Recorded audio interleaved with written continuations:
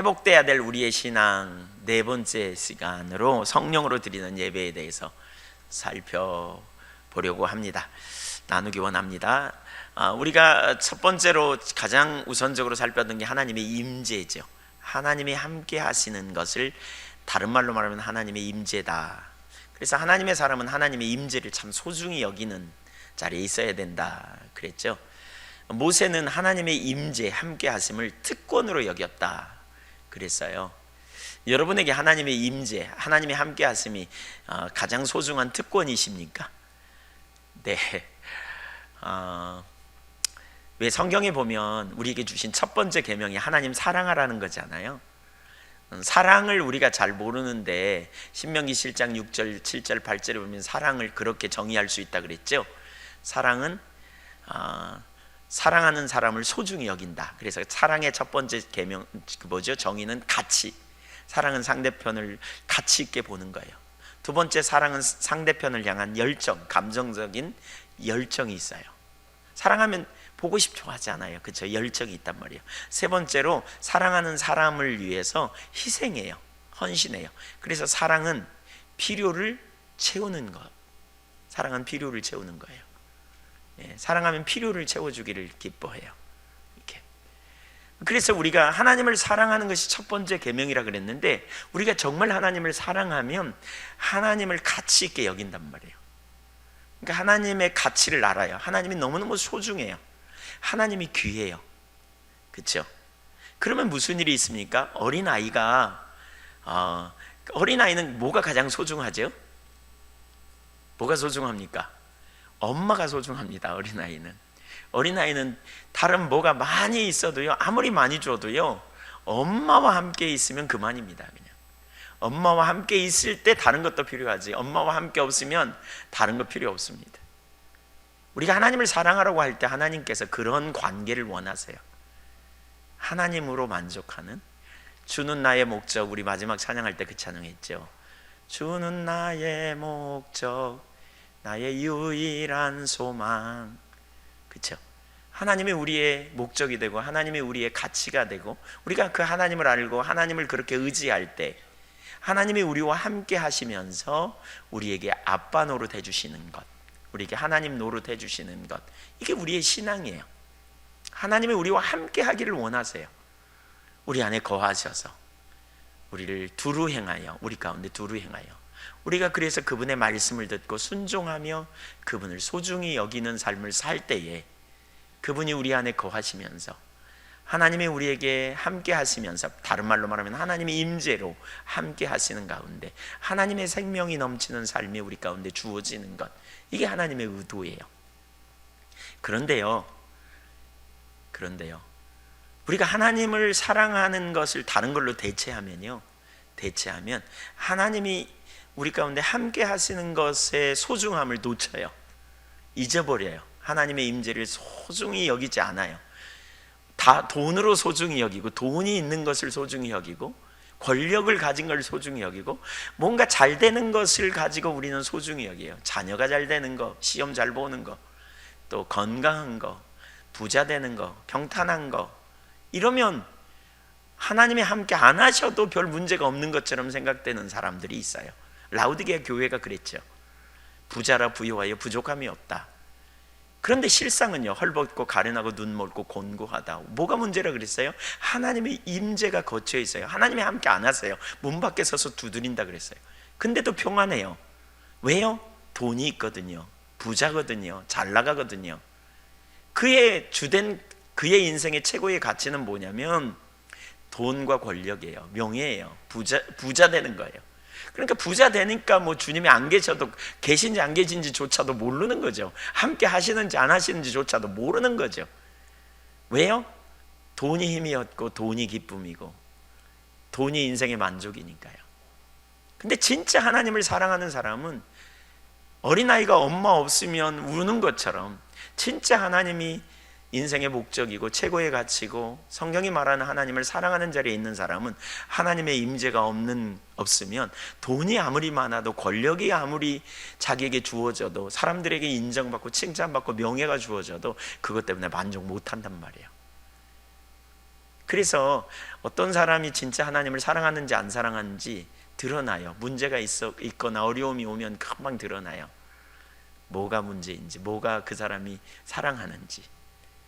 그러니까 하나님을 사랑하는 사람은 하나님의 임재를 항상 소중히 여기고, 어린아이처럼 하나님의 임재 가운데 있는지 확인하고, 임재 가운데 벗어져 있으면, 떠나 있으면 내가 지금 뭐가 문제가 있구나라고 생각하면 하나님을 다시 찾고, 물질적으로 풍요하고 세상적으로 잘나고 별 일들이 잘 나가도 하나님의 임재가 없는 것에 못 견뎌 하는 거죠.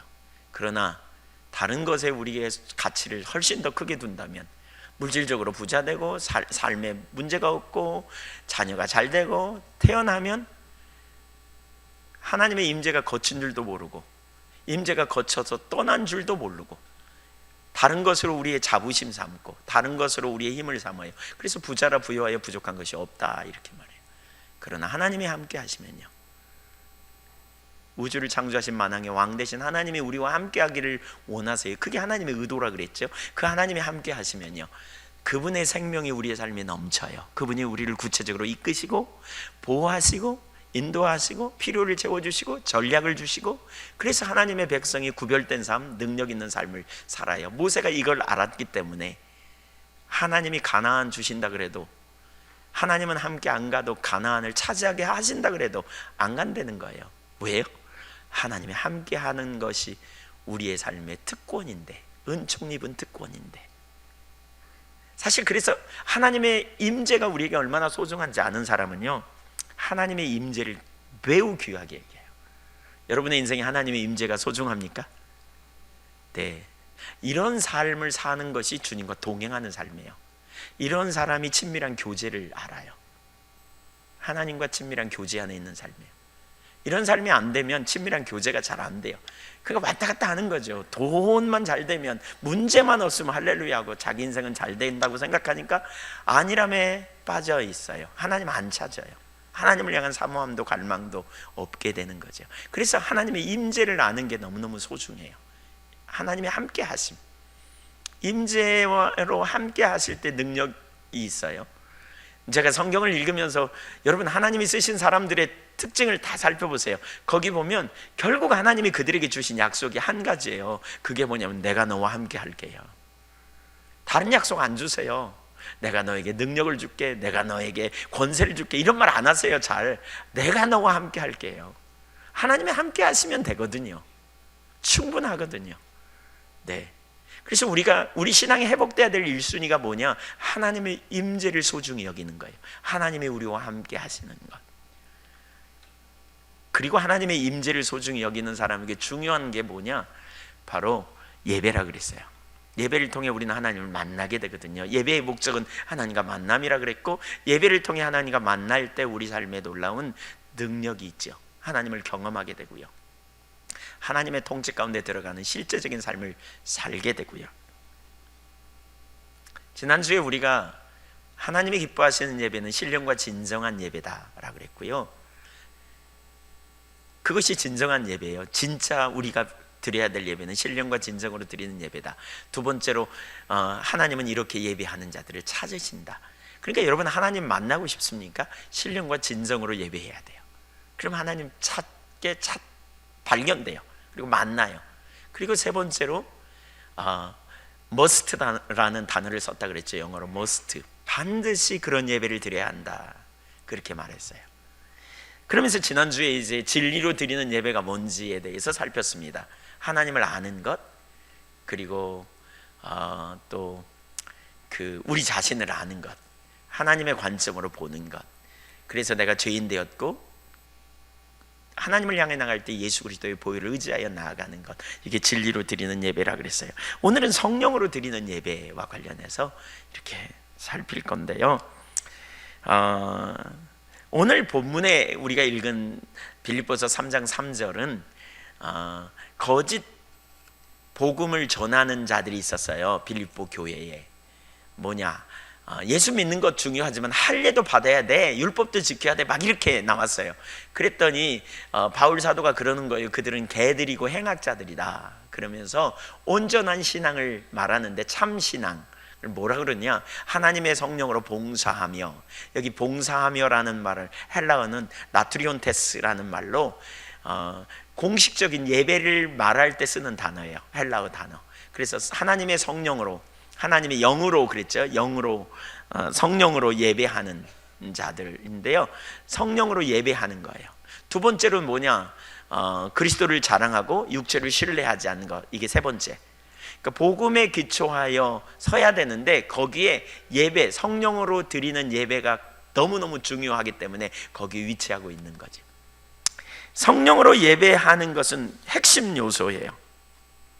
그래서 오늘 이 구절을 중심으로 우리가 네 가지를 살펴보려고 그러는데, 첫째는 성령으로 드리는 예배의 세 가지인데요. 첫째는 성령의 인도를 따르는 예배. 두 번째, 성령의 조명이라는 말은 성령께서 깨닫게 하시는 일들로 인하여 드리는 예배죠. 세 번째, 성령의 능력이 함께하는 예배. 네 번째는 복음과 성령으로 드리는 예배. 이 네 가지를 살필 거예요. 일부 예배 시간 보니까 이걸 다 살피는데 시간이 좀 필요해서 중간에 이렇게 많이 줄였습니다. 첫째, 성령의 인도를 따르는 예배. 그 밑에 첫 번째, 우리 신앙은 오직 성령에 의한 삶입니다. 그러니까 신약 시대의 삶은 성령에 의한 삶입니다. 예수님이 승천하시면서 3년 동안 잘 훈련시킨 제자들에게 이제 예수님이 전하는 메시지를 전하라고 위임하면서 이렇게 말해요. 누가복음 24장 48절에 너희는 이 모든 일의 증인이라. 볼지어다 내가 내 아버지께서 약속하신 것을 너희에게 보내리니 너희는 위로부터 능력으로 입혀질 때까지 기다리라. 그 능력이 뭡니까? 사도행전 1장 4절에 보니까 내게 아버지께서 약속하신 것을 기다리라. 예루살렘 떠나지 말고 기다리라. 그리고 5절에 요한은 물로 세례를 베풀었으나 몇 날이 못되어 성령으로 세례를 받으리라. 이렇게 말해요. 성령 세례, 성령 받는 것, 이걸 말해요. 또 요한복음 14장 16절에서는 뭐라고 표현합니까? 내가 가면 또 다른 보혜사를 너희에게 보내리라 그랬어요. 17절에 저는 진리의 영이라 능히 그를 받지 못하나니 이는 그를 보지도 못하고 알지도 못합니다. 그러나 너희는 저를 아나니 그를 아나니 그는 너희와 함께 거하시며 너희 속에 계시겠다. 그래서 보혜사 성령님이 오시면 어떤 일이 일어날지도 그 뒤에 쭉 얘기하는데, 성령님이 오시면 14장 26절에 그가 너희에게 모든 것을 가르치리라. 예수님이 말씀하신 모든 걸 가르치고 모든 것을 생각나게 합니다. 성령님이 우리 가운데 자꾸 깨닫게 하시는 거죠. 생각나게 해요. 또 16장 8절에 보세요. 성령님이 오셔서 그 다음에 16장 8절에 보면 죄에 대하여, 의에 대하여, 심판에 대하여, 그러니까 세상을 책망하시리라. 세상에 이걸 드러내신다. 또 16장 13절 모든 진리 가운데로 인도하신대요. 성령님이 오시면. 그러니까 우리가 진리를 아는 것도 성령님께서, 그래서 고아처럼 버려두지 않기 위해서 성령님이 우리에게 오신 거예요. 고린도후서 3장 6절은 같이 한번 읽어볼까요? 시작. 그가 또한 우리를 새 언약의 일꾼 되기에 만족하게 하셨으니 율법 조문으로 하지 아니하고 오직 영으로 함이니 율법 조문은 죽이는 것이요 영은 살리는 것이니라. 새 언약의 일꾼 되기에 만족하게 하셨다. 그러면서 여기 새 언약은 뭐예요? 신약을 얘기해요. 옛 언약이 아니라 새로운 언약, 신약. 그러면서 새 언약의 일꾼 되기에 만족함, 신약의 삶에 대해서 말하면서 구약의 삶은 뭐죠? 율법 조문으로 했다. 문자에 의한 삶이었다. 그러면서 신약의 삶은 영으로 함이다. 우리말에는 영이라고 번역되어 있는데 대부분의 영어 성경에는 스피릿, 성령으로 번역하고 있어요. 성령. 그러니까 신약의 삶은 성령에 의한 삶이라는 거죠. 구약에는 문자를 적용하는, 문자를 연구해서 적용하는 삶을 살았다면 신약은 성령에 의한 삶이라는 말은 뭐예요? 그의 성령을 우리에게 주심으로 요한일서 4장 13절에 우리가 그 안에, 그가 우리 안에 거하는 삶을 통해서 뭐예요? 하나님과 인격적 교제 가운데 사는 삶. 이게 신약의 삶이에요. 성령께서 우리를 깨닫게 하시고 이끄시고 인도하시고 우리에게 나타나심을 통해서 역사하시는 이런. 그래서 F.F. 브루스라고 세계적인 신학자가 있는데요, 그분은 이렇게 말해요. 그리스도의 부활과 죽은 자의 부활 사이에 있는 오늘날 이 시대는 성령의 시대다, 이렇게 말해요. 사실 성령에 의한 삶은 구원에서도, 구원을 얻는 것에서 있어서도, 그 다음에 성화, 거룩한 삶을 사는 것도, 또 믿음의 삶을 사는 것도 다 성령의 도움 없이는 불가능합니다. 철저하게 성령의 인도하심, 도움을 받아야 가능합니다. 우리 예배도 마찬가지예요. 예배는 그저 일정한 의식을 지키는 게 아니에요.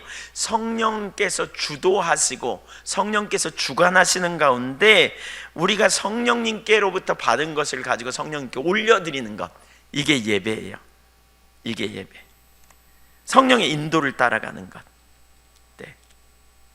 그래서 그러니까 에이든 토저라고 하는 분은 그렇게 말하거든요. 성령이 함께 하시지 않으면 참 예배가 불가능하다. 우리가 하나님이신 예수 그리스도를 통하여 참 예배를 드리려면 우리 안에 반드시 하나님의 영이 활동하셔야 한다. 그러므로 예배는 하나님으로부터 시작하여 우리에게 찾아와 마치 거울에 반사되듯이 다시 그분에게로 돌아간다. 하나님은 이런 예배가 아닌 다른 예배를 받지 않으신다. 이게 무슨 얘기예요? 성령의 인도하심을 받아야 한다, 그 말입니다. 마틴 노이드 존스 목사님이 쓴 부흥이라는 책에 보면 거기에 이런 표현을 해요. 예배의 형태가 형식적이 될 때 성령께서는 덜 역사하시고 신약으로부터 더 멀리 떠나게 된다는 것을 주목할 것입니다. 신약 교회의 매우 중요한 특징은 이 즉흥성, 이 살아있는 내밀성, 활성 등이었습니다. 그러나 성령과 그 가마력에서 멀어지면 예배가 형식적으로 전락하게 됩니다. 그래서 예배의 형식을 그 의식으로 바꾸는, 거기에 집중하게 되는, 그러면 침체하게 되고 점점 온전한 예배를 드리지 못하게 되는 자리로 갑니다. 이렇게 말해요. 그래서 우리가 성령에 의한 삶을 살 때 예배도 성령의 인도하심을 받아야 된다는 거예요. 아멘. 두 번째, 성령의 인도하신 예배가 되려면요, 예배 인도자들이 성령께 민감해야 돼요. 그러니까 성령의 인도하시는 예배가 되려면 성령님께 민감해야 돼요. 예를 들면 찬양 인도자, 예를 들면 설교자, 예를 들면 기도하는 분, 다 성령께 민감하여 성령님이 주시는 감동을 따라 우리가 가는 거죠. 그러니까 성령의 인도를 따라가려면 모든 순서를 없애고 그저 즉흥적인 성령의 인도에 따라가야 된다는 말이 아닙니다. 그렇다고 그저 일정한 순서를 마치는 것도 올바른 예배가 아닙니다. 우리가 성령의 인도를 따라갈 때에 성령께서 그 시간에 행하시기 원하는 일들, 하나님이 기뻐하시는 온전한 예배를 받으시기 원하실 때 예배 인도자들에게 성령께서 감동하셔서 어떤 찬양을 감동하시면 그 찬양을 가지고 하나님 앞에 나아가 예배를 드리는 거죠. 아무 찬양이나 하는 게 아니고요. 고린도전서 2장 3절에 보니까 바울 사도가 고린도에 가서 설교할 때에 사람들에게 복음을 전할 때 이런 자세를 가졌어요. 2장 3절에 보니까 이렇게 말하고 있어요. 내가 과연 너희 가운데 거할 때 약하고 두려워 심히 떨었노라. 왜 떨었을까요? 왜 약하고? 약하다는 말은 자기를 의지하는 거 그만두고요, 주님 의지하고 주님의 인도를 받으려고 그렇게 했다는 거예요. 4절에 보니까 내 말과 내 전도함이 설득력 있는 지혜의 말로 하지 않고 다만 성령의 나타남과 능력으로 하여 너희 믿음이 사람의 지혜에 있지 아니하고 다만 하나님의 능력에 있게 하려 하였노라. 너희 믿음이 두 종류가 있는 걸 바울 사도가 알았다는 거예요. 인간적인 가르침에 기초하면, 가르침에 기초한 믿음은, 지식에 기초한 믿음은 얼마 못 가. 그런데 그 가르침에 기초하여 성령께서 깨닫게 해주실 때, 그렇죠? 성령께서 어떤 메시지를 나누도록 감동하시고 그 메시지를 나눌 때, 인도를 따라갈 때 성령께서 깨닫게 해주실 때 그 메시지는 실제가 되는 거죠. 제가 최근에 처치 홈스쿨 이런 거 이제 우리가 이번에 따로 이제 하게 되면서 아이들 공부법에 대해서 책을 많이 좀 나름대로 봤습니다. 근데 보면서 공통적으로요, 이 시대의 교육, 회복 이런 게 진짜 우리 가운데 올바른 지식이 되는 것 중에 하나가 그거 같더라고요. 의문을 갖는 거예요. 의문을. 그러니까 우리 신앙도 마찬가지예요. 의문을 가져요. 어떤 영역에. 그러면 그걸 이제 생각하고 연구하잖아요. 그리고 찾아요. 제가 애들한테 이번에 가면서도 차창 밖으로 보이는 것을 뭘 보았냐 그랬더니 우리 그 주원이가 태양 전기 이걸 봤다 그래요. 그래서 제가 물어봤어요. 태양열 어떻게 만드는 줄 알아? 그랬더니 잘 모르겠는데요. 그 원리를 한번 궁금하지 않아? 그랬더니 궁금해요. 그래서 한번 찾아봐라 그랬어요. 사실 궁금함을 가지고 찾아보면 그게 자기 지식이 되거든요. 안 잊어버리잖아요. 절대로 누가 가르쳐서 그냥 주입식으로 넣어주는 게 아니고, 그렇죠? 우리 신앙도 마찬가지예요. 어떤 영역에서 내가 궁금하고 어떻게 살 수 있을까, 어떻게 실제로 갈 수 있을까, 이런 자리에 있게 될 때 정말 하나님이 어떤 분이신가를 우리가 궁금하고 하나님 알기를 씨름할 때에 그때 우리가 깨닫게 되면 그 지식이 정말 우리에게 실제가 되잖아요. 체험적인 지식이 되는 것처럼. 바울 사도가 성령께서 그 시간에 사람들에게 의도하는, 여러분 그런데 이제 이런 경험 있잖아요. 뭔가 궁금해가지고 어떻게 해야 되나 이런 생각을 가지고 있는데 주일날 예배당에 왔더니 설교 시간에 그 말이 나와. 그래서 그걸 깨닫게 돼. 이거 누가 하시는 거예요? 성령님이 하시는 거예요. 원래 예배 가운데 그런 일이 있단 말이에요. 가정에 무슨 일이 있거나 환경에 어떤 일이 있어서 어떻게 처리해야 되나 라고 나왔는데 예배 중에 그걸 깨닫게 돼. 그러면 이제 길이 선명하게 깨달아져. 이건 전적으로 주님의 역사거든요.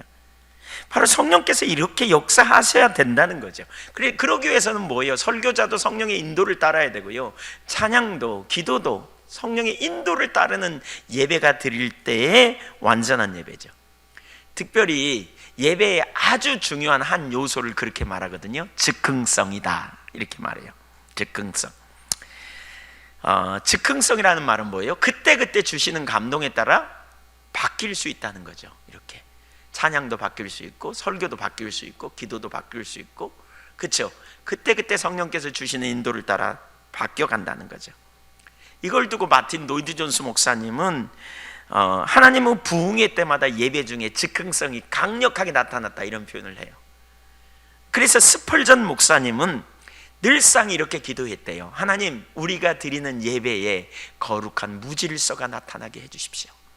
이 주보의 순서에 의한 예배가 아니라 뭔가 하나님의 성령께서 인도하셔서 뭔가 예배가 다른 거룩한 무질서처럼 보이지만 성령께서 주도권을 잡으시고 역사하시는 그런 예배가 되게 해달라고 늘상 기도했대요. 즉흥성이 있는, 성령께서 인도하시는. 알트 킨덜 목사도 그렇게 말합니다. 참되고 열정적인 예배의 특징은 사람들이 많이 나와서 화려한 그런 것이 아니고요, 즉흥성이 있는 예배야말로 참되고 열정이 있는 예배의 특징이라고 이렇게 말해요.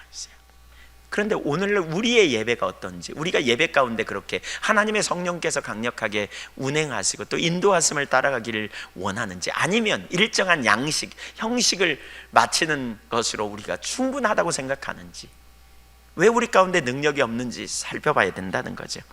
최근에 소천하신 빌리 그레엄 목사님이 그렇게 미국 교회에 대해서 말씀하셨다 그러죠. 미국 교회의 90%는 하나님의 성령께서 운행하시지 않아도 조금도 불편함을 못 느낀다고. 왜요? 성령을 의지하지 않기 때문에. 아까 제가 하나님의 임재에 대해서 나눴죠. 임재도 마찬가지예요. 하나님의 임재를 특권으로, 소중한 하나님의 백성에게 주신 특권으로 여기지 않은 사람은요, 세상적으로 잘 나가면 하나님의 임재가 없어도 별로 불편함 못 느껴요. 세상적으로 평온하면 별로 불편함 안 느낍니다. 똑같습니다. 성령의 역사가 똑같습니다. 하나님과 인격적 만남을 가지고 그 주님과 만남을 사모하는 예배자로 서지 않으면 우리 성령님 임재하시는 거 별로 사모하지 않습니다. 그러나 우리 예배는 하나님과 만남이기 때문에 우리는 성령에 의한 예배, 성령의 인도하심을 사모하는 그런 예배자로 서야 됩니다. 성령의 나타나심을 사모하십니까? 인도하시기를 사모합니까? 네, 저도 그렇습니다. 그런 예배가 돼야 돼요. 두 번째, 성령의 조명과 예배. 제가 성령의 조명이라 그랬어요. 조명이라는 말은 뭐냐면 빛을 비춘다는 거예요. 어둠 가운데 빛을 비추면 보이잖아요, 그렇죠? 거기 뭐가 있는지, 거기 뭐가 문제인지 보이잖아요. 이게 조명이에요. 깨닫게 하시는 거죠. 성령님의 역사 중에 하나는 깨닫게 하세요. 알게 하세요. 마틴 로이드 존스 목사님이 쓴 빌립보서 3장 3절 이 구절을 강해 설교한 걸 제가 읽어보니까 거기에 이렇게 말하고 있더라고요. 영으로 하나님을 예배하는 사람은 하나님을 철학적인 개념이나 멀리 떨어진 추상적인 존재로만 생각하지 않습니다. 영으로 예배하는 사람은 하나님의 임재를 인식합니다. 그는 하나님이 자기 곁에 계심을 압니다. 만일 우리가 영의 인도를 받는다면 그는 언제나 전능하신 자의 임재 가운데 존재함을 인식합니다. 이것이 참된 예배를 드리느냐 그렇지 않느냐의 시금석입니다. 뭐라고요? 참된 예배자? 하나님의 성령의 인도를 따라 드리는 예배, 영으로 예배하는, 성령으로 예배하는 사람은 뭘 안다고요? 하나님의 성령께서 성령에 의한 예배를 드리는 사람은 머릿속에서, 하나님은 관념 속에, 책 속에, 문자 속에, 철학 속에 갇혀 계시는 하나님이 아니라 지금 우리의 소리를 들으시고 우리의 혀의 말을 알지 못하심이 하나도 없고 지금 우리에게 말씀하시고 지금 우리를 이끄시는 능력의 하나님임을 알게 된다는 겁니다. 참된 예배가 무엇인지를 잘 나타내는 말이죠. 하나님의 임재를 인식하는, 하나님이 자기 곁에 계심을 안다는 거예요. 우리 자신을 살펴보십시오. 여러분 예배하는 가운데 하나님이 나와 함께 계심을 압니까? 하나님의 전능하신 하나님이 우리와 함께 계심을 인식하고 있는지 살펴봐야 한다는 거예요. 하나님의 성령께서 우리와 함께 하실 때요, 왜 그런 일이 있냐면 성령께서 자꾸 우리에게 뭐냐? 드러내세요. 조명해 주세요. 깨닫게 하세요. 하나님이 누구신지를 계시하시고요, 하나님, 우리 자신이 누구인지를 계시하세요. 그러니까 하나님과 나와의 관계가 그냥 지식으로만, 관념 속에서만 있지 않고요, 실제적인 관계가 된다는 거죠. 하나님이 인식되시는 예배, 인식되는 예배, 그분의 전지하심, 그분의 거룩하심, 이게 인식되는 예배, 이런 예배가 실제로 일어나야 돼요. 하나님의 성령께서 조명하시니까, 조명이 뭐예요? 알게 하세요. 누구를요? 하나님을요. 그분을 알면 우리가 어떻게 돼요? 그분을 신뢰하고 담대하죠. 그렇죠? 이런 일이 실제로 일어난다는 거예요. 이게 바로 하나님과 만남이에요. 다른 말로 표현하면 헨리 블랙카미 목사님이 그런 표현을 해요. 하나님 경험하는 삶에서 하나님, 우리의 예배는 하나님과 만남인데 만남 가운데 중요한 요소 중에는 하나님의 말씀을 듣는 것, 말씀을 깨닫는 게 곧 하나님과 만남이라는 거죠. 우리 예배는 영과 진리에 의한 예배고요, 진리로 드리는 예배를 드리기 위해서도 바로 성령의 이런 역사가 있어야 돼요. 성령께서 깨닫게 해주셔야, 성령께서 하나님이 누구인지 알게 해주셔야 우리가 그 하나님을 온전히 예배할 수 있는 거죠. 자, 몇 가지를 좀 보죠. 성령께서 조명해 주시는 영역, 사실 여러분은 오늘 이 부분을 들으면 진짜 성령의 조명이 있는 예배를 드리고 싶을 거예요. 네. 첫째, 하나님을 계시하세요. 하나님에 대한 올바른 인식이 예배에 대해 필수적이에요. 우리가 하나님을 잘 모르면요, 예배를 자기식으로 드려요. 자기식으로요. 네, 자기 생각으로. 그러나 하나님이 누구인지 알게 될 때 우리는 그 하나님이 기뻐하시는 예배를 드리게 돼요. 근데 바로 우리가 하나님 앞에 나갈 때 성령께서 조명해 주셔요. 깨닫게 하시는데, 예를 들면 이사야 6장에 보면 이사야 선지자가 어느 날 성전에 들어갔더니 하나님의 성령께서 강력하게 임재하셔서 참된 예배가 무엇인지를 보게 해요. 그러니까 하늘나라의 예배를 봐요. 그는 하나님을 보았어요. 그분의 영광을 알게 돼요. 그리고 그분 앞에 온전한 예배가 뭔지를 깨닫게 되죠. 이사야 6장 1절부터 4절까지 보면 그 천상의 예배가 쫙 나타나거든요. 이사야가 그 장면을 보고요, 하나님 앞에서 바짝 엎드리죠. 바짝 엎드려. 여러분 보세요. 하나님의 성령께서 우리가 하나님이 누구인지를 알게 해주시잖아요. 그분의 거룩하신, 그분의 전능하신, 그분의 사랑, 그분의 신실하신, 그분의 능력, 그렇죠? 이걸 알잖아요. 그러면 그걸 경험한 사람들의 반응이 뭐냐? 바짝 엎드려서 하나님을 찬양해요. 그러니까 하나님을 진짜로 성령의 조명으로 알게 되면 도리적인 반응이 뭐냐? 예배예요, 예배. 그래서 예배가 깊어져요. 하나님을 알게 되면 우리가 하나님 앞에 엎드려 반응하여 더 깊은 예배를 드리게 되는 거죠. 도리적인 반응으로. 그때 하나님을 더 깊이 알게 되고, 그래서 선순환이에요. 하나님을 아는 만큼 더 깊은 예배를 드리고, 예배를 드릴 때 하나님 앞에, 그렇죠, 하나님을 아는 만큼 도리적으로 하나님을 더 찬양하고, 그러면서 더 깊은 예배자로 가게 되는 거예요. 사실 하나님에 관한 이론과 실제는 다르잖아요. 하나님에 관한 이론은 생명이 없어요. 하나님을 실제로 알게 될 때 우리에게 생명이 있고요, 하나님에 관한 이론을 아무리 많이 알고 있어도 실제적으로 성령님이 깨닫게 해주시지 않으면, 그 하나님을 알게 해주시지 않으면 이론에 불과해요. 성령님이 임재하시고 조명하실 때 하나님이 누구이신지 실제적으로 알게 되고요, 하나님의 사랑과 전지하심과 전능하심을 실제로 알게 될 때에 우리는 도리적인 반응으로 하나님을 더 깊이 예배하는 자리로 가게 된다는 거예요. 그래서 예배는 하나님을 아는 자들이 하나님께 대한 도리적인 반응이다, 이렇게 예배를 정의하는 사람들도 있어요. 그래서 경외심이 부어져요. 욥기 보면 욥이 문제 속에서 하나님 앞에 막 왜 나한테 이런 문제를 주느냐고 막 이렇게 믿음이 있지만 하나님 앞에 막 이렇게 나가잖아요. 그때 욥기 42장 3절에 보니까 하나님을 만난 이후에 그가 어떻게 변하는지 보세요. 무지한 말로 이치를 가리는 자가 누구니까 나는 깨닫지도 못한 일을 말하였고 스스로 알 수도 없고 헤아리기도 어려운 일을 말하였나이다. 그러면서 5절에 내가 주께 대하여 귀로 듣기만 하였더니 내가 이론으로만 주님을 알았었더니 이제는 눈으로 주를 배움나이다. 사실 눈으로 배웠다는 게 뭐예요? 하나님의 말씀이 그로 하여금 하나님이 누구인지를 깨닫게 한 사건 이후에 이렇게 고백해요. 하나님 만났다는 거예요, 눈으로 본 것처럼. 네. 그러면서 6절에 그러므로 내가 스스로 거두어드리고 티끌과 재 가운데서 회개하나이다. 하나님께 온전한 반응으로 서는 거죠. 진정한 회개, 돌이킴. 하나님을 우리가 알게 될 때 온전한 예배자로 서는 거죠. 그래서 하나님을 알게 되면 10명의 나병 환자 중에 치유받은 10명의 나병 환자 중에 한 명이 돌아와서 하나님께 중심에 감사할 때 하나님이, 예수님 뭐라 그러죠? 예수님께 감사할 때 예수님이 저를 구원받았다고 말하죠.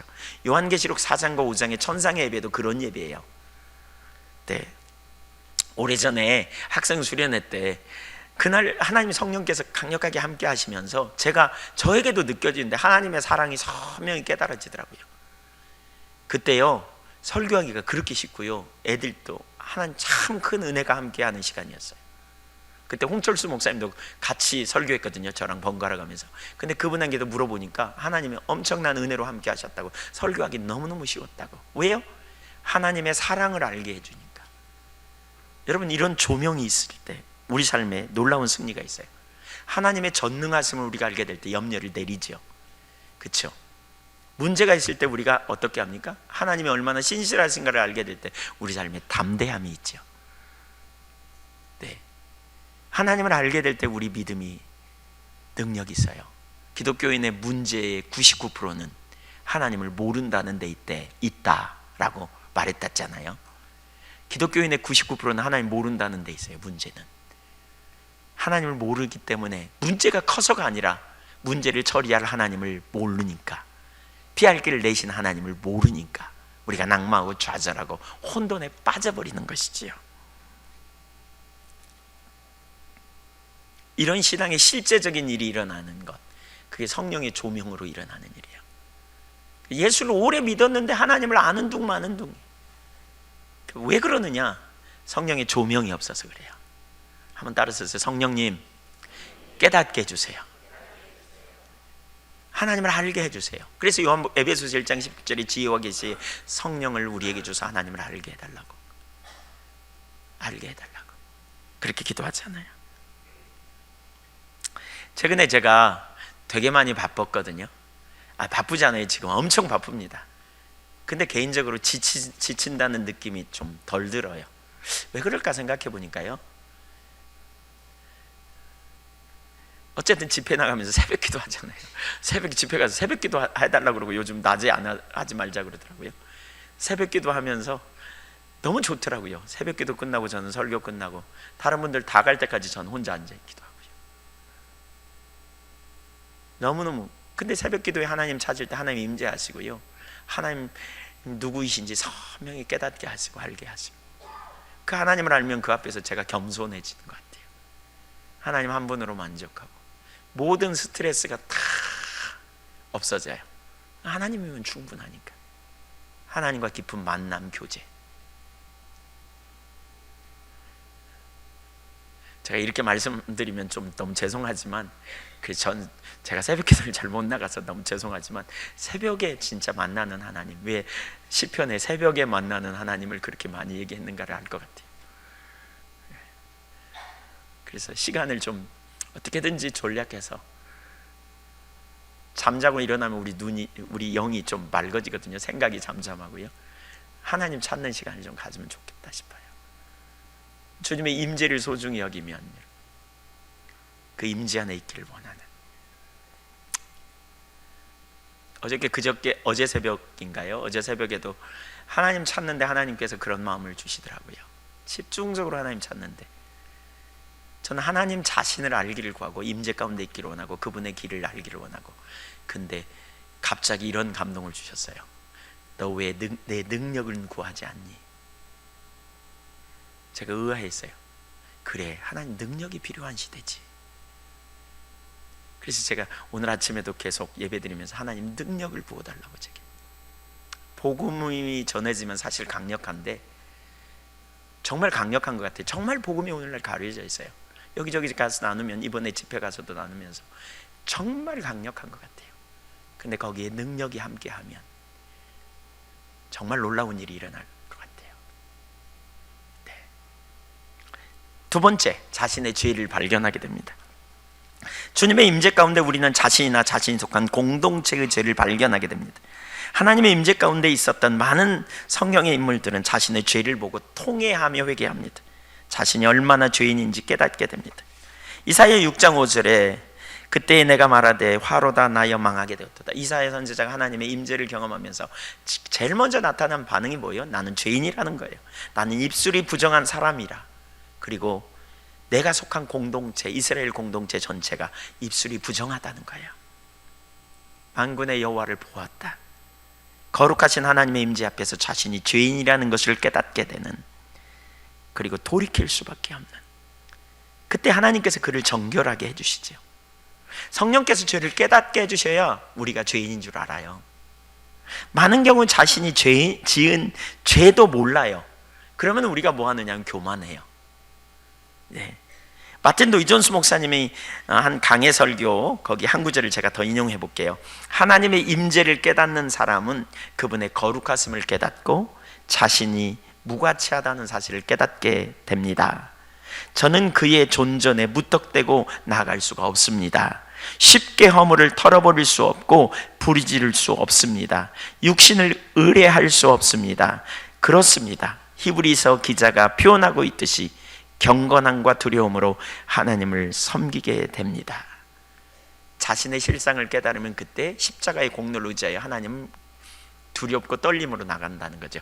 사실 우리 신앙이 뭐라고요? 우리 신앙이 팔복에 보면 어떻다고요? 우리가 예수 믿고 구원받았지만 여전히 죄를 범하는 우리 모습을 볼 때 뭐 한다고요? 많은 사람이 어디로 간다고요? 길을 잘못 들어 죄책감에 빠진다고요. 그러나 복음을 올바로 이해하면 죄책감에 빠지는 게 아니라 어디로 가야 된다고요? 애통함으로 가야 된다 그랬어요. 내가 실패한 내 모습을 그대로 인정해요. 나를 보는 일을 그만둬요. 내가 죄인이어서 죄를 범했다는 사실을 인정하고 영광의 믿음으로 주님을 바라보면서 내 모든 죄를 담당하신 예수 그리스도의 십자가를 의지하여 보좌 앞에 나아가되, 이제 어린아이가 엄마가 없어서 애통하는 것처럼 하나님의 은혜가 없어서 애통하는 마음으로 주님 앞에 애통함을 가지고 나아가는 거예요. 주님을 찾는 거예요. 주님을 구하는 거예요. 그럴 때 우리가 겸손한 마음으로 온전한 예배자로 서죠. 그래서 애통함 다음에 온유함으로 가요. 이렇게 자꾸 애통하는 자에게 하나님이 위로를 주시는데, 그런 자에게 하나님이 가까이 이끄신다. 위로라는 단어가 그런 의미라 그랬죠. 가까이 하나님께 이끌어 주세요. 그래서 하나님을 만나고요, 하나님 은혜 가운데 자꾸 새로워지고요, 회복되는 일이 일어나요. 오늘날 너무나 많은 사람이 애통함의 자리로 가지 못하고 길을 잃을 죄책감에 있는데, 우리는 애통함의 자리로 가서 그렇게 될 때 뭡니까? 겸손해져요. 자기를 못 보면 교만해져요. 교만하면요, 하나님을 향한 갈망, 사모함도 없고요, 안일함에 빠지고요, 자기의로 충만하고요, 아니면 죄책감에 눌려서 예수 믿기 어렵다는 자리로 실패감에 빠져요. 하나님을 찾지도 않아. 하나님께 도움을 구하지도 않아. 자기 힘으로 하려고 하다가 좀 잘하면 우월의식 갖고 못하면 죄책감에 빠지고, 그리고 문제를 만나도 자기 힘으로 하려고 하다가 안 되니까 실패의식에 사로잡혀서 하나님께 못 나가요. 그리고 계속 거기 눌려 있어요. 눌려 살 뿐이에요. 그러나 복음을 아는 사람은 뭐예요? 실패하는 자신을 볼 때 그리스도를 의지하고 그리스도가 이루신 구속의 기쁨, 감격이 있어요. 그냥 그 구원의 감격이 있단 말이에요. 자신을 보면 죽을 것 같지만 동시에 예수님을 보면 구원의 감격과 기쁨이 있어요. 그래서 구원의 감격과 기쁨이 한쪽으로는 차고 넘치는 거죠. 이렇게 사는 사람은 어려운 문제를 만나면 절대로 인간적인 자기 방법으로 하려고 하다가 안 되는 경험 때문에 낭망하고 좌절하고 실패, 패배의식에 있는 게 아니고, 그런 순간에 뭐예요? 그러니까 예수님이 필요합니다. 그리고 주님의 보좌를 향해 은혜를 구하고 가는 거예요. 은혜를 구하는 거예요. 지혜를 구하는 거예요. 언제까지요? 주님이 응답하실 걸 신뢰하고 가는 거예요. 주시기까지 그렇게 믿음으로 가는 거예요. 그때 하나님이 은혜 주시고 깨닫게 하시고 보게 하셔서 능히 승리케 되는 그러한 자리로 우리가 나아갈 수 있게 되는 것이지요. 그 자리로 가야 돼요. 주님을 만나면 예배 중에 하나님의 성령께서 임재하셔서 우리 가운데 조명해 주시면 우리가 죄인인 걸 자꾸 깨닫죠. 자꾸 발견해요. 그러면 죄책감에 눌리는 게 아니고 그리스도를 자꾸 의지하고 그리스도를 의지하면서 온전한 예배자로 서는 거죠. 진정으로 예배하는 거죠. 복음을 잘 모르면 나 같은 죄인 살리신 주님의 은혜에 놀라워 누구는 감격하며 찬양하는데 나는 별로 감격이 없다. 왜요? 복음을 몰라서 그래요. 눌려서 그래요. 그래서 예배 가운데 이런 일이 일어나야 돼요. 자신을 올바로 보는, 자신을 올바로 깨닫는, 그저 한 시간 앉아있다 가는 게 예배가 아니라 주님을 만나는 예배가 되어져야 돼요. 성령으로 예배해 드리면 이런 일들이 우리 삶에 막 일어나요. 그러면 진정한 변화가 나타나게 된다는 거죠. 하나님의 임재 가운데 주님이 우리 자신의 모습을 비추실 때 죄를 깨닫고 복음의 능력이 실제가 되고 놀라운 변화가 일어나고 막 이런 일들이 나타나게 된다는 거죠. 이런 일들이 일어나기를 축복합니다. 세 번째, 하나님의 의도를 발견하고 그 일에 자신 삶을 드려요. 하나님의 성령께서 역사하시고 우리 가운데 예배 가운데 조명하시면 무슨 일이 일어나느냐 보세요. 하나님의 마음을 알게 해요. 하나님의 마음을. 이사야 선지자가 이제 그 하나님의 성령의 역사로 말미암아 하나님의 마음을 알아요. 이사야 6장 8절 보면 내가 또 주의 목소리를 들으니 주께서 이르시되 내가 누구를 보내며 누가 우리를 위하여 갈고 그때 내가 이르되 주여 내가 여기 있나이다 나를 보내소서 하였으니, 자신들의 예배가 입술뿐인 예배임을 알고 이사야 선지자가 애통하며 회개할 때 하나님 그 입술을 정결케 해주시고 그가 자기 민족을 어쩌면 생각하고 있었을 것 같아요. 바로 그런 순간에 하나님의 마음이 느껴져요. 내가 누구를 보내며 누가 우리를 위하여 갈고. 하나님의 마음, 하나님의 의도. 하나님이 그러는 거예요. 이 세대를 어떻게 할까? 이 세대 예배가 타락했는데 어떻게 할까? 입술뿐인 예배를 드리는 저들을 어떻게 돌이킬 수 있을까? 하나님의 마음을 알았어요. 그러자 이사야 선지자가 어떻게 합니까? 주여 제가 여기 있나이다 저를 보내주십시오. 여러분, 여기서 뭐가 나옵니까? 비전이 나옵니다. 여기서 우리 인생의 나머지를 어떻게 살아야 될지 소명이 나와요. 저는 우리 젊은이들이 예배 가운데 이렇게 주님을 만나고 그런 자리로 가서 남은 생애를 어떻게 살아야 될지 발견됐으면 좋겠어요. 우리 연세 드신 어르신들도 다 마찬가지예요. 이렇게 소명을 발견하면 좋겠어요. 제가 어렸을 때 저희 집에서 과수원을 했거든요. 과수원 중에 이 복숭아가 참 맛있잖아요. 사과도 맛있긴 하지만 복숭아, 이 복숭아는 만져봐야 익은지 안 익은지 압니다. 이렇게 싸잖아요. 그러면 어떤 시점 되면 합니다. 근데 저희 부모님들은 제가 어렸을 때 생각해 보니까 부모님들은 항상 벌레 먹은 거, 농사 지으니까 벌레 먹은 거, 썩은 거 이런 걸 주로 잡수셨던 것 같아요. 근데 저는 절대로 안 그랬어요. 과수원에 가면요, 일단 이렇게 만져봐요. 이렇게 만져봐요. 약간 물른 것 같다. 그럼 따요. 적은 건 안 따요. 벌레 먹은 것 같다. 안 따요. 크고 좋은 걸 따요. 그래가지고 그걸 먹어요. 네. 얼마나 예. 근데 그걸 먹어요. 저는 철이 없어가지고요. 저는 크고 좋은 것만 먹다가 끝난 것 같아요. 저희 집이 그 농사를 그만둘 때 두기까지 저는 그런 것만 먹었던 것 같아요. 지금 생각해보니까 참 마음이 아파요. 부모님의 마음도 모르고 그랬던 것 같아요. 철없는 자식이었죠. 근데 나이가 먹으면 어떻게 해요? 부모님의 마음을 알게 되면 우리가 그 일에 우리의 삶을 드려요. 잘 되기를 바라요. 같이 희생해요. 같이 나가요. 어떻게 도와줄 수 있을까? 이런 생각을 해요. 저희 아이들과의 관계가 처음에 쉽지 않았는데 좀 여러 가지 대화가 잘 안 되고 소통이 안 되고, 알고 보니까 불만이 많았어요. 왜 이렇게 안 해주냐고, 왜 이렇게 안 하냐고. 그래서 어느 날 제가 저희 아들을, 삐진 아들을 놓고 제가 얘기했어요. 교회에 이런 문제가 있어서 그랬어, 미안해. 그랬더니 울더라고요. 그 뒤부터요, 철이 들어가지고요, 제가 교회에 무슨 문제가 있고 내가 이렇게 바빠, 어떻게 도와줘야 될지 생각하는 것 같아요. 우리가 하나님과 사랑의 관계 안에 있을 때 하나님이 기뻐하시는 일이 뭔지, 하나님의 어떤 마음을 갖고 계신지 우리가 알게 되면 하나님의 일에 기꺼이 우리의 삶을 드리는 거죠. 우리의 다음 세대가 믿음 안에서 정말 잘 세워지면 좋겠다, 이걸 본다면. 또 저는 교회가 집회를 갔다 오면 정말 더 많이 느껴져요. 이 시대의 교회에 복음이 가려져 있고 진리를 알게 된다면 교회가 얼마나 강력하게 세워질 수 있을까. 근데 그게 가려져서 복음의 능력을 상실하고 있는 모습을 보면 어떻게 도울 수 있을지, 어떻게 섬길 수 있을지, 이런 생각이 마음속에 있어요. 남아요. 하나님이 기뻐하시는데 이것 때문에 중보기도 하고 그 일을 위하여 어떻게 섬길 수 있을지 자신의 삶을 드리는 일, 이게 뭐와 관련이 있어요? 하나님의 성령께서 우리 가운데 조명하실 때 우리가 하나님의 목적에 우리의 삶을 드리는 자리로 갈 수 있는 거죠. 이사야 선지자요, 그날 주님을 만나고 주님의 마음을 알게 됐을 때 그의 삶을 통째로 바꿔놓는 사건이 그날 그 성전에서 일어났어요. 우리 예배 가운데 이런 일이 막 일어나야 돼요. 예배 가운데 내가 살아왔던 삶 가운데 정말 하나님의 목적과 의도가 깨달아지면서 여러분의 삶이 통째로 변화되는 그런 일들이 저나 여러분에게 막 일어나야 된다고 믿습니다. 우리의 다음 세대들이, 우리의 자녀들이, 우리 젊은이들이 내가 세워놓은 인생의 목적과 계획이 아니라 하나님이 기뻐하시는 삶이 뭔지 보면서 자신의 삶을 통째로 주님께 드리는 헌신되는 이런 일들이 나타나게 돼야 된다는 거죠. 어떻게요? 하나님의 성령께서 깨닫게 하실 때. 이게 우리가 성령으로 드리는 예배 가운데 일어나는 일이에요. 우리가 그런 예배를, 그런 역사를 우리가 사모하고 하나님의 성령께 주도권을 드리고 나갈 수 있기를 간절히 원합니다. 네 번째, 진리를 계시하심으로 혼란을 해결하게 됩니다.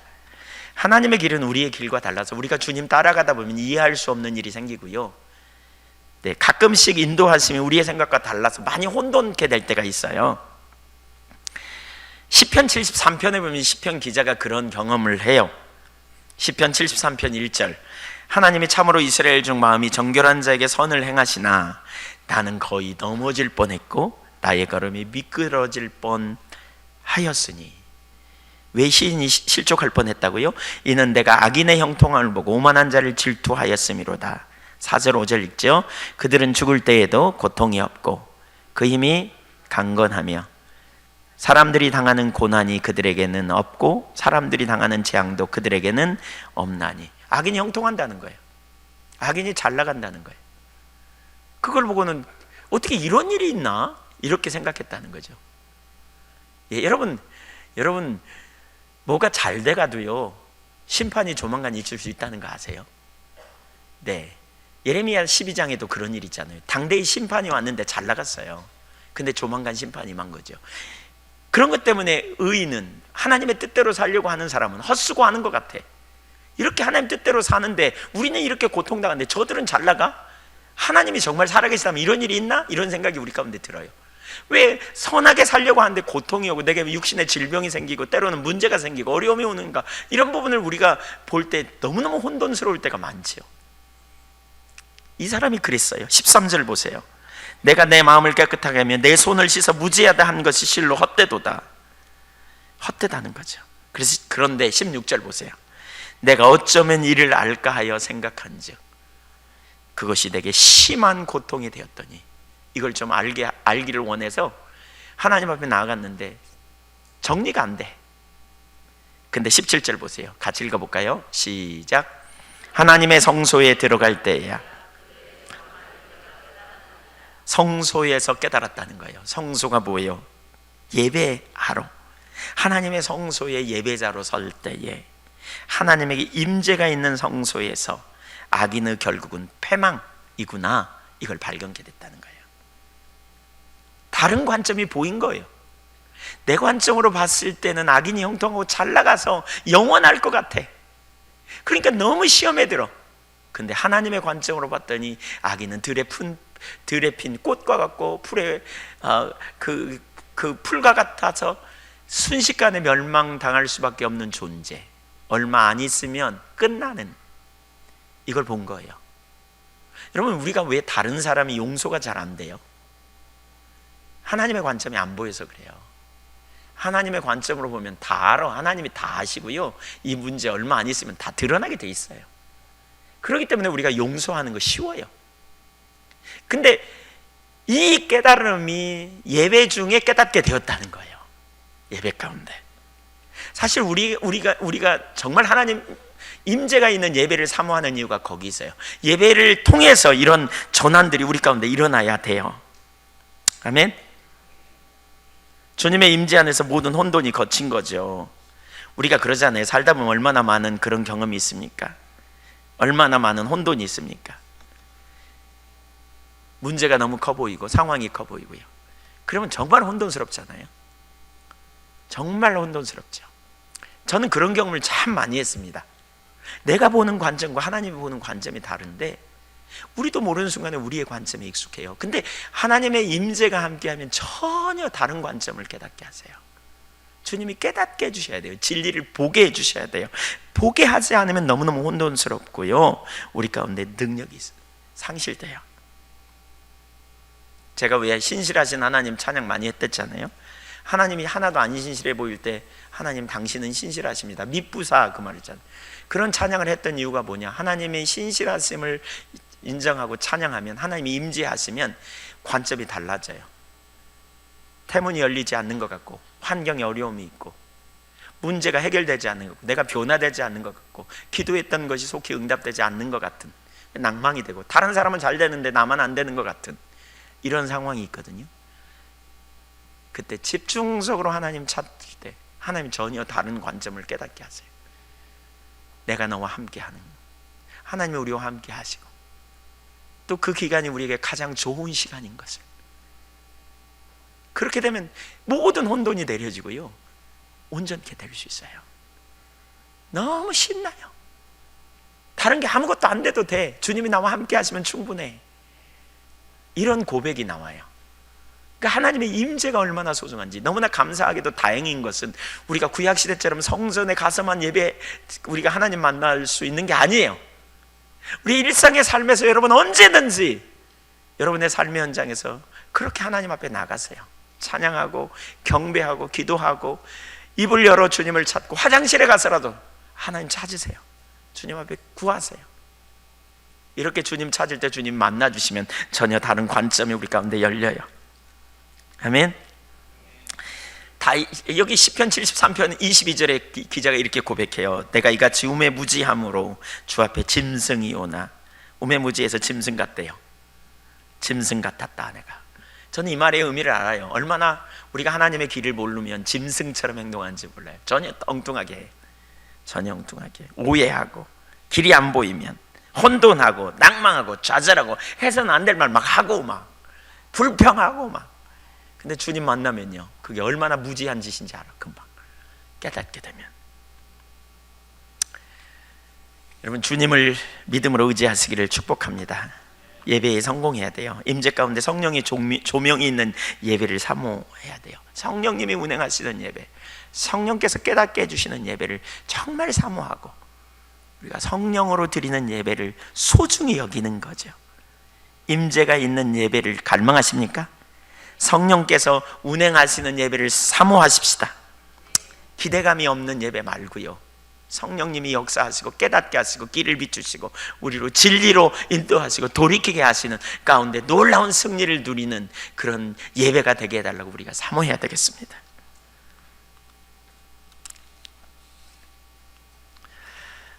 세 번째, 성령의 나타남이 있는 예배. 고린도전서 12장 7절에 보면 성령의 나타남을 주심은 우리로 유익케 하리 하심이라 그렇게 말해요. 성령의 나타남을 주셨어요. 고린도전서 11장부터 14장까지 보면 너희가 모일 때라는 단어를 되게 많이 쓰거든요. 근데 여기 모일 때라는 말은 성령께서 예배 가운데 그러니까 나타나신다는 거예요. 그러니까 모일 때라는 말은 예배를 말하고요. 예배 가운데 나타나신다는 거예요. 그 좋은 예가 고린도전서 14장 26절인데요. 그런즉 형제들아 어찌할꼬 너희가 모일 때에 각각 찬송시도 있고 가르치는 말씀도 있고 계시도 있고 있으며 방언도 있으며 통역함도 있나니 모든 것을 덕을 세우기 위하여 하라. 우리가 왜 오늘 지금 이런 예배를 드리는 줄 아세요? 여기에 기초한 예배입니다. 여기 뭐라 그랬어요? 너희가 모이실 때 찬송시도 있고, 이거 경배 찬양입니다. 두 번째 뭐예요? 가르치는 말씀, 이게 설교입니다. 세 번째 뭐냐? 계시, 방언, 통역, 이것은 뭐냐? 성령의 사역입니다. 그래서 이게 예배의 초대교회 예배의 3요소였어요. 이 예배가. 그러니까 우리가 하나님을 찬양하고 또 우리가 설교를 통해 하나님의 말씀을 듣고 그리고 성령께서 운행하시는 가운데 치유와 회복을 이루시는 거예요. 근데 고린도전서 12장 7절에 성령의 나타남을 주심은 이런 표현이 있는데 여기 성령의 나타내심이라는 단어는 영어로 manifestation이라는 단어인데요. 춤추다와 손이라는 두 단어가 합쳐졌어요. 그래서 춤추는 손 이런 의미예요.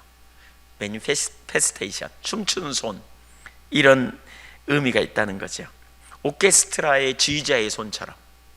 그래서 성령께서 우리를 지휘하시는 가운데 어떤 사람을 통해서 이런 감동 저런 감동 주시는 이런 일을 통해서 놀라운 일이 일어난다는 거죠. 이렇게 나타남이 있는 예배를 통해서 무슨 일이 벌어지냐? 초대교회에 사람들이 자기의 죄를 드러나고 자기의 실상을 보고 회개하고 돌이키고 전환하고 이런 일들이 막 일어난다는 거예요. 이런 일들이 제가 그 오래전에 필리핀에 갔던 얘기를 나눴죠. 한 1,500명쯤 모였던데 그때 이렇게 찬양하는데 찬양 중에 어떤 분이 감동이 있다고 나누기도 하고 근데 막 사람들이 막 소리 지르면서 울기도 하고 막 그러더라고요. 근데 이제 뭐 중국어로 하지 그다음에 영어로 하는데 엉엉엉엉엉 이런 소리로 들리니까 뭐 잘 들리지도 않는데 어쨌든 영어도 잘 못하는데 못 알아듣죠. 그러니까 무슨 말인지 잘 모르고 있었어요. 근데 갑자기 찬양 중에 제가 저희 아이들에 대한 잘못한 생각이 났어요. 아이들에 대해 너무나 미안하더라고요. 아이들에 대해서 사랑으로 못 대하고 제가 이렇게 잘못돼. 저희 아버지가 신실한 그리스도인인데 자녀는 매로 다스려야 된다 이걸 잘 실천했던 분이라서 저도 자녀를 매로 다스려야 된다 대를 이어서 이렇게 하려고 하다 보니까 아이들을 상당히 때리기도 하고 그렇다고 한편으로 사랑을 잘하느냐 그러지도 못하고 이게 깨달아졌어요. 그래서 거기 필리핀에서 나와가지고요 전화를 찾았어요. 전화라도 좀 해야 되겠다. 그때는 97년도니까 핸드폰 없을 때거든요.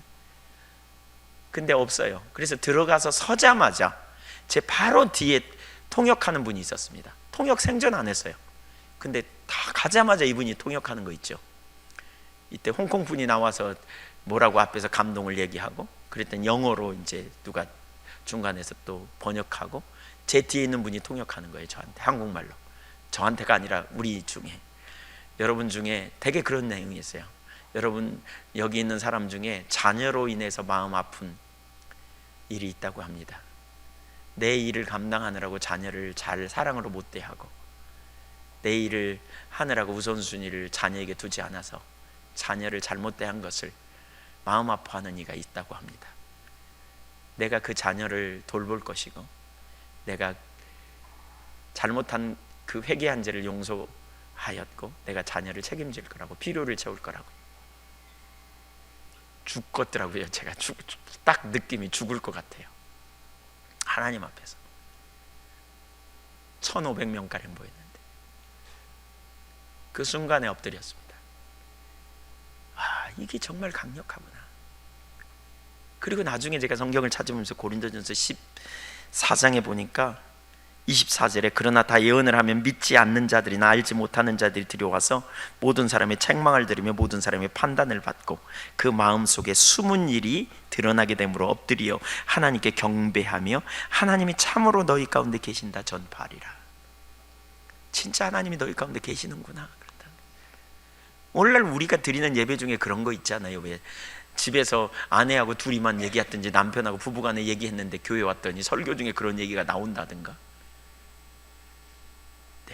또 2주간의 문제를 가지고 어떻게 해야 되나 낑낑대고 있는데 설교 중에 해답이 딱 제시된다거나. 이건 정말 누가 한 거예요? 이게 성령의 나타남이에요. 이게 성령의 나타남. 이건 전적으로 성령님이 하시는 거예요. 근데 어떤 분들은 그렇게 하면 이렇게, 우리 어떤 부부는 싸웠다잖아요. 왜 너 맨날 내가 한 얘기 목사님한테 가서 다 일르냐. 몰랐어요. 저는 맨날 싸웠대. 근데 그날 어느 날인가 와서 남편분이 저한테 와서 얘기하더라고요.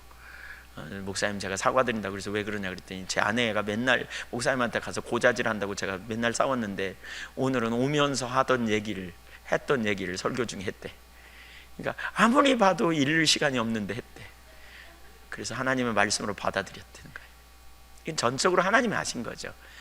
예. 그러니까 저가 특별해서 그런 게 아니고, 저만이 아니고 다른 목사님들을 통해서도 그렇게 하시는 게 성령의 나타남입니다. 치유를 하시기도 하고 돌이키기도 하고. 성령의 나타남이 있는 예배, 불신자들이 이런 예배 가운데 와서 자신의 죄를 깨닫고 돌이키는 일들, 그게 성경이 말하는 올바른 예배죠. 저는 원래 초자연적인 성령의 역사를 별로 인정 안 했던, 좀 부정적으로 봤던 사람이거든요. 초자연적인 성령의 역사. 제가 신학을 진보적으로 해가지고요, 제가 배운 신학교에서 성령의 역사에 대해서 들은 적도 없습니다. 물론 그 전에, 신학교 가기 전에 성령의 역사에 대해서 제가 알았지만 그렇게 거기에 별로 관심 없었습니다. 근데 제가 신학교 가서 배운 게 아주 중요한 그 한 가지를 알았어요. 그러니까 여러분, 우리가 참 중요한 게 이거예요. 이게 우리가 한쪽 극단으로 치우치기가 쉽거든요. 그러니까 한쪽의 의견만 우리가 받아들이면 문제가 돼요. 이걸 객관적으로 보기 위해서 진짜 중요한 게, 신학교에서 제가 그걸 배웠어요. 이게 학문하는 방법이에요. 한쪽의 주장하는 논리를 충분히 보고요, 반대편의 논리도 봐야 돼요. 그래야 뭐가 옳은지 알아요. 저는 성령의 초자연적인 역사가 끝났다고 보는 견해에 있었기 때문에 제가 그런 관련된 책들을 쭉 봤어요. 먼저 이렇게. 근데 그 책들을 보면서 성경이 논리적으로 성경의 논리를 가지고 주장하지 않더라고요. 예, 적어도 고린도전서 13장 10절에 있는 말씀을 가지고 하는데 저는 그게 성경의 논리라고 생각했어요. 근데 나중에 이쪽 반대편의 책들을 보니까 명백하게 성경적 논리를 가지고 말해요.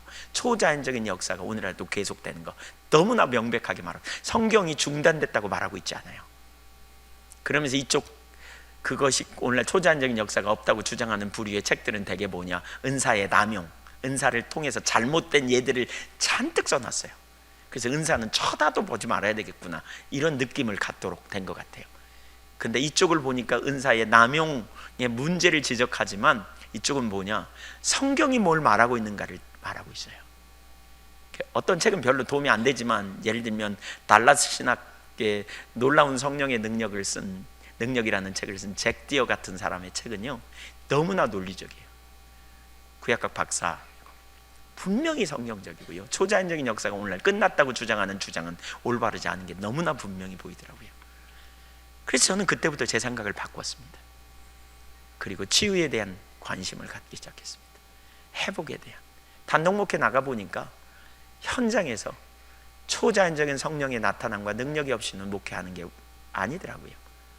편두통이 있는 사람이 내가 해줄 수 있는 일은 고작 진통제 가져다 주는 일 뿐이었는데, 그러면서 고민하고 씨름하는 가운데 그런 방향으로 전환됐어요.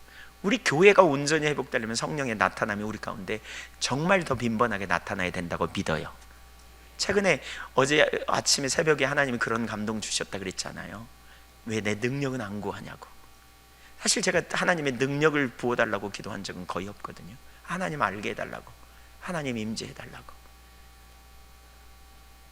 최근에는 그런 기도를 안 했다는 거죠.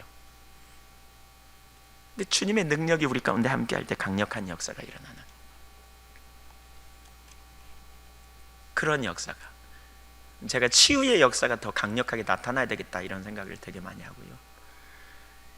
주님께서 강하게 능력으로 역사하시 치유하고 회복하시는, 과거에 그런 역사들을 정말 많이 경험했는데 최근에 그런 부분들이 좀 뜸한 걸 경험하면서 이런 성령의 나타남이 우리 가운데 더 나타나야 되겠다 이런 생각을 해봅니다.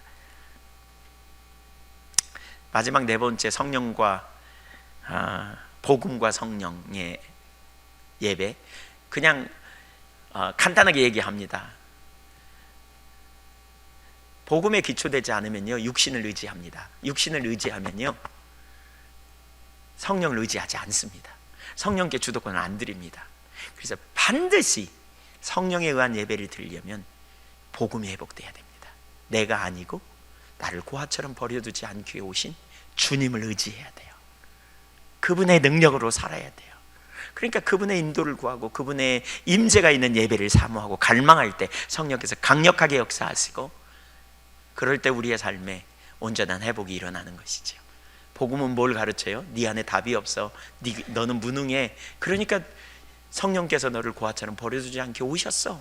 그래서 복음을 아는 사람은 그리스도를 봐요. 성령님을 의지해요. 인도하심을 받기를 원해요. 그럴 때 우리가 성령에 의한 온전한 예배자로 갈 수 있다는 거예요. 저와 여러분이 복음의 토대 위에 성령에 의한 온전한 예배자로 설 수 있기를 간절히 원합니다.